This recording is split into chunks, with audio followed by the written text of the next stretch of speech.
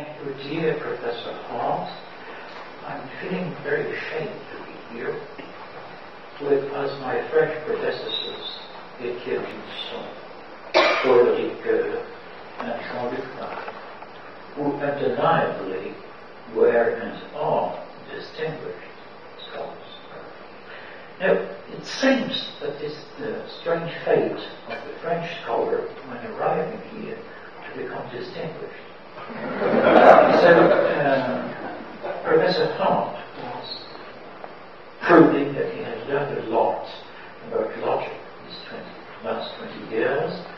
So we have all read Bertrand Russell. And therefore, in the same way, all bachelors are unmarried, all French scholars are distinguished. I don't believe it. And that's why I feel slightly ashamed being the last of the distinguished seven. Now, my purpose, as Professor Hart tells it, was not to do phenomenology. After all, I do phenomenology all the day long, so what from time to time deserves a holiday. What we have been catered for is intellectual history. I intend to tell an old story. Who speaks of an old story speaks, of course, of an old problem.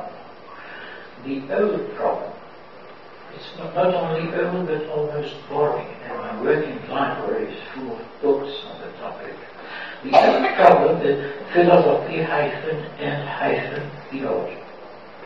I see you become very pale.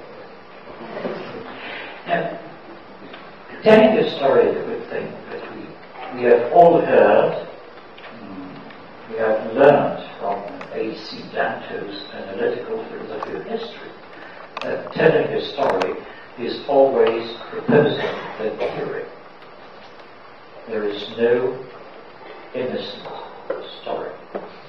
I certainly don't intend to say straightforward where the murderers are and where the corpses are, but anyway, I think I have something to propose, or rather, I shall have something to propose in the end, and only in the end. So, philosophy. And we're used to the label philosophy as we're used to the label theology. I'd like to turn back to the beginnings of philosophy, when philosophy was not philosophy, but philosophia. And philosophia in Greece was linked to phenomena. The first was Theoria, again a Greek word, but not to say theory. Theoria is contemplation. And the second word is bios, which is life.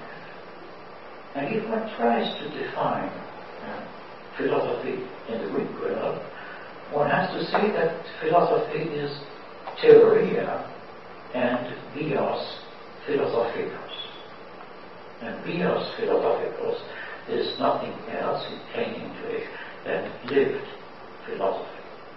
The philosopher is a man who lives as a philosopher. Socrates is not only the man who, he's not only the founder of philosophy, he's also the man who lives and dies as a philosopher. He starts in the antiquity, he doesn't die in the antiquity as a matter of fact. Please allow me to rush down to the Enlightenment for a very curious case.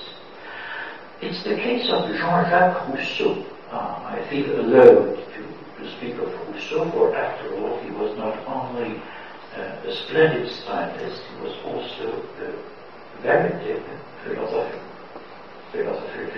of history, philosopher of language, political philosopher. Now, the strange event in Rousseau's life, he was in Paris, a successful philosopher, also the author of a very successful opera, which the king loved. So here he was, patron of the society. the philosopher Jean-Jacques Rousseau. And he suddenly discovered that he was not living as a philosopher. And he left. He left Paris, rented a small house somewhere in a village, with no servants, doing his own catering and so on, and in the end decided to dress as a philosopher. And dressing as a philosopher for Rousseau was wearing an Armenian cloth. I always wondered what it meant to be dressed as an Armenian for Rousseau, but nonetheless it was sheer simplicity, poverty, and philosophical looking. It's a curious story, but it proves that even in the 18th century, people who were philosophers felt like living like a philosopher. I've uttered the word Theoria, contemplation. Now, let us be clear. The philosopher is also a man who devises theories. Theories are sets of true propositions interrelated with the aim of explaining one or many phenomena. And when we say that this gentleman is a philosopher, we of course imply that he is sticking to philosophical theories, some philosophical theories. Most of us philosophers are ists, phenomenologists or Marxists or idealists, whatever. There may be, mind you, a theoretical life, theoreticals, without the man being the author of any theory.